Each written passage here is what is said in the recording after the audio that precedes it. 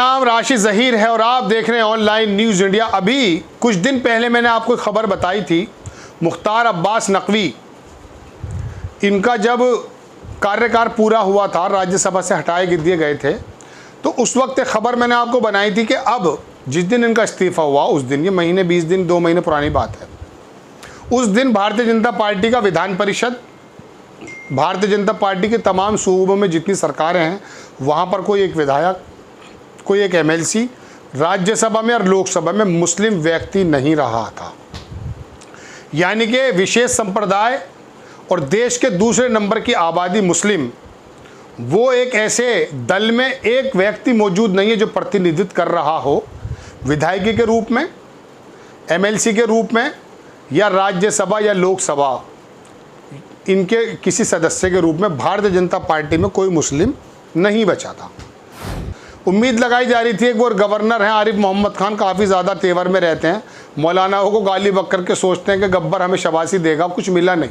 राष्ट्रपति की वजह से नाम आया था, लेकिन वो गवर्नर बने बैठे हैं और उनका काम ही ये है कि किसी तरह से इस्लाम धर्म पर आक्षेप लगा करके इन लोगों को खुश कर दूं, लेकिन ये खुश नहीं होंगे आपसे। इनका तो काम ही दूसरा है।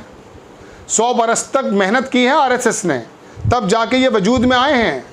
इनका तो सपना ये है, जब हमारे मुख्यमंत्री, मैं खबर पे आने वाला हूँ, बड़ी इंपॉर्टेंट खबर है बिहार से मुताल्लिक, जब हमारे मुख्यमंत्री उत्तर प्रदेश के कहते हैं कि 20% और 80% का लड़ाई है, 20% वोट नकारात्मक है, नकारात्मक सोच रखता है, वो नहीं देगा वोट, हमें 80% को देखना है।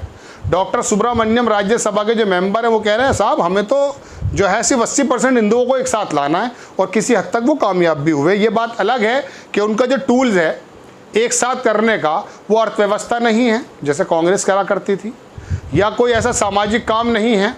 उनका काम है कब्रिस्तान और शमशान और दूर से कपड़े से पहचानने वाले लोग। इस तरह से, और फिर मौलाना को बना दिया था टेररिस्ट, और आईएसआई वालों ने किया भी था ये काम, लेकिन उनकी परछाई यहाँ के भारत को पड़ी। यहाँ पर शर्मा जी जब रोटी खा रहे थे, या पंडित जी, कोई भी हिंदू वर्ग का आदमी, उसको टीवी ने ये बता दिया कि ये जो मौलाना है इसके गले में जो झोला है इसमें बम हो सकता है, चूँकि वहाँ पर आईएसआई वाले बम फोड़ भी रहे थे, इसलिए घबरा गए, तो मजबूर हो गए ने वोट दे दी। लेकिन अब देश की अर्थव्यवस्था के हाल ख़राब है। बहरहाल मैं अपनी खबर में आता हूँ, लेकिन समाजवादी लोग, सोशलिस्ट, जिन्होंने काम किया है, पुराने लोग थे, कुछ बूढ़े हो गए, कुछ अस्पताल चले गए, कुछ से बोला नहीं जा रहा है, कुछ मर गए, नीतीश कुमार बचे हुए हैं। अब दोबारा से पलटी मार करके राजद यानी कि लालू प्रसाद यादव की जो पार्टी है उससे गठबंधनों की सरकार बना ली। अब मुस्लिमों का प्रतिनिधित्व आएगा। देर से आया हूँ अपने टॉपिक पे, लेकिन सुन लीजिए, भूमिका बांधनी ज़रूरी थी। कितने मंत्री बन सकते हैं बिहार में, थोड़ा सा इसे देखिएगा। पिछली बार कितने बनाए गए थे। नीतीश कुमार एक ऐसे आदमी हैं, वाकई कुर्मी जाति से आते हैं। इनका जो कोर वोट है इनका अपना, वैसे तो 11% है, लेकिन 3% इनका वोट है, और ये 8 बार मुख्यमंत्री बन चुके। शायद ये रिकॉर्ड भी है भारत में कि एक ही बंदा 8 बार मुख्यमंत्री बन गया, शपथ ली है जिसने। अब मैं आपको दिखाना चाहता हूं दर्शकों थोड़ा सा कि बिहार में विधायकों की संख्या के से 15% से ज़्यादा नहीं बन सकते मंत्री। मुस्लिम कितने बनेंगे ये मैं आपको दिखाने की कोशिश करूंगा। किसके खाते में कितने जा सकते हैं मंत्री पद, ये भी सुन लीजिए। जानकारी के मुताबिक महागठबंधन की नई सरकार में आरजेडी से सबसे ज़्यादा 20 मंत्री, चूँकि चीफ मिनिस्टर तो बने हैं जेडीयू के, जबकि जेडीयू में 13, कांग्रेस से 4, हिंदुस्तान अवाम मोर्चा से 1 मंत्री बनाया जा सकता है। 2015 में जब महागठबंधन की सरकार बनी थी तो नीतीश कुमार कैबिनेट में 28 मंत्री बनाए गए थे।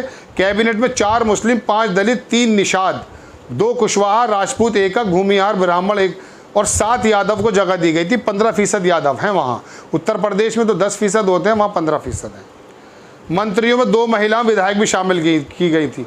2020 में जब एनडीए के साथ नीतीश कुमार सरकार बनाई थी, उनके साथ कैबिनेट में 14 अन्य मंत्रियों को शपथ दिलाई गई।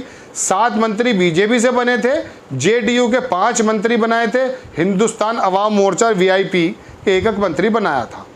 अब फिलहाल ताज़ा स्थिति वो जो देख ली, बिहार की विधानसभा में बहुमत सिद्ध करने के लिए 122 होते हैं, लेकिन ये 118 है, लेकिन सबको मिला करके 163 हो जाते हैं मेरे ख्याल से। देखिए लिखा भी है, दोनों मिलाकर 118 होते हैं। जदयू और राजद यानी कि लालू प्रसाद यादव की पार्टी बहुमत से 4 कम, लेकिन महागठबंधन में कांग्रेस, वामपंथी, जीतन राम मांझी की पार्टी, इसलिए महागठबंधन में आसानी से बहुमत संख्या बल रखता है। बता दें 2020 में बिहार के विधानसभा चुनाव में 19 सीटें कांग्रेस ने जीती थी, ये जो 2020 में हुआ था।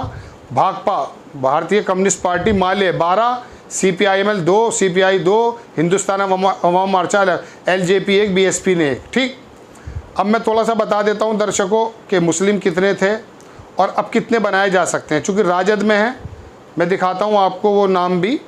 जदयू से जो संभावित चेहरे हैं, विजय कुमार चौधरी, विजेंद्र प्रसाद कुशवाहा, श्रवण कुमार, अशोक चौधरी, ये सब लोग हैं। राजद से तेज प्रताप, लालू प्रसाद के बड़े लड़के, इनसे खतरा रहता है कि बनी बनाई बात ना बिगड़ जाए, क्योंकि समाजवादी के लिए उम्मीद है और मुस्लिम भी मंत्री बन रहे हैं, जो जिनको हटा दिया गया था लगभग पूरे देश से। आलोक मेहता, पूरे देश से मतलब भारतीय जनता पार्टी की जहाँ सत्ताएं हैं वहाँ। वीरेंद्र चंद्रशेखर, शमीम अहमद, ये राजद से हैं। अनिल सैनी और दूसरे अख्तरुल इस्लाम हैं, मुस्लिम हैं ये भी। और कांग्रेस से भी एक शकील अहमद हैं, एक आफाक आलम है। ये मुस्लिम बन सकते हैं, लगभग 6-7 मंत्री बन सकते हैं यहाँ पर। और शायद वो जो मैंने आपको खबर 2 महीने पहले बताई थी कि उत्तर प्रदेश में हो या किसी देश के दूसरे हिस्से में हो, भारतीय जनता पार्टी की तरफ से कोई भी प्रतिनिधित्व कर रहा है। अब समाजवादी पार्टी यानी कि समाजवादी लोग, मैं मुलायम सिंह की बात नहीं कर रहा हूँ, बिहार के अंदर ये वाला समीकरण है तो वहाँ मुस्लिम मंत्री बनेंगे। क्या होगा मुस्लिम मंत्री बनने से, इसके तो बारे में छोड़ दीजिए, लेकिन एक रास्ता निकला है। देश में जब निराशा का माहौल है, कोई भी बात करने को तैयार नहीं है ईडी के डर से, ऐसा आरोप है विपक्ष के लोगों का। अब ये नीतीश कुमार 2024 में जो वहाँ पर लगभग 39 सीटें भारतीय जनता पार्टी ने जीत ली थी, उनके हिस्से में थी, वो शायद अब 2024 में प्रधानमंत्री जी के आड़े में आ जाएं। अगर यहाँ उत्तर प्रदेश के अंदर भी कोई ऐसा गठबंधन बनता है और यहाँ पर भी अगर 10, 20, 30, 50 सांसद जो हैं वो भाजपा के हार जाते हैं, तो फिर 2024 की जो बयार है, जो उम्मीद लगाए बैठे हैं, जो लंबे लंबे सपने बुने बैठे हैं, वो ख़त्म हो जाएंगे। जैसा कि नीतीश कुमार ने कहा कि जो लोग 2014 में आए थे, ज़रूरी थोड़ी है वो 2024 में आएंगे। तो ये खाली बिहार चुनाव के अंदर मुस्लिम प्रतिनिधित्व का मामला नहीं है दर्शकों, बात है उन सोशलिस्ट लोगों की, जिन लोगों ने, चाहे वो जयप्रकाश नारायण हो, चाहे वो दूसरे लोहिया हों, चाहे मुलायम सिंह, शरद यादव हों, चाहे देवीलाल हों, या पुराने लोग हों, चंद्रशेखर हों, इन तमाम लोगों ने जो बुनियाद रखी थी, उन्होंने भी एक रास्ता देश को दिखाया था। और समाजवादी होने की वजह से तमाम जो पिछले लोग हैं, जो कमज़ोर लोग हैं, उनका भरपूर उसके अंदर समर्थन था, भरपूर उनका ताउन था और उनका प्रतिनिधित्व भी था। बिहार के अंदर लगभग 50 और 52% पिछड़ा है, उत्तर प्रदेश में 40 है, तो वहाँ प्रतिनिधित्व पिछड़ों का होगा, सोशलिस्ट लोगों का होगा, समाजवादी लोगों का होगा। और अगर 2024 में ऐसे कोई समीकरण 2, 4, 5 स्टेट में और बन गए तो 2024 की मुश्किलें बन जाएंगी। खाली मुस्लिमी मंत्री नहीं, एक नई राह भी दिखने के लिए कुछ संभावना नज़र आ रही है। और नीतीश कुमार अक्सर एक्सेप्टेबल भी रहे हैं। ममता बनर्जी ने जिस तरह से पलटी खाई है, हो सकता है 2024 में आ जाए, ईडी का डर महसूस हो सकता है। तो नीतीश कुमार को एक रूप में देखा जा रहा है जो शायद चुनौती बन सकते हैं। आपको खबर कैसी लगी अपनी राय कमेंट्स बॉक्स में ज़रूर दीजिए। चैनल को सब्सक्राइब कीजिए, शेयर कीजिए। नेक्स्ट टाइम में किसी खबर के साथ आता हूँ। जय हिंद।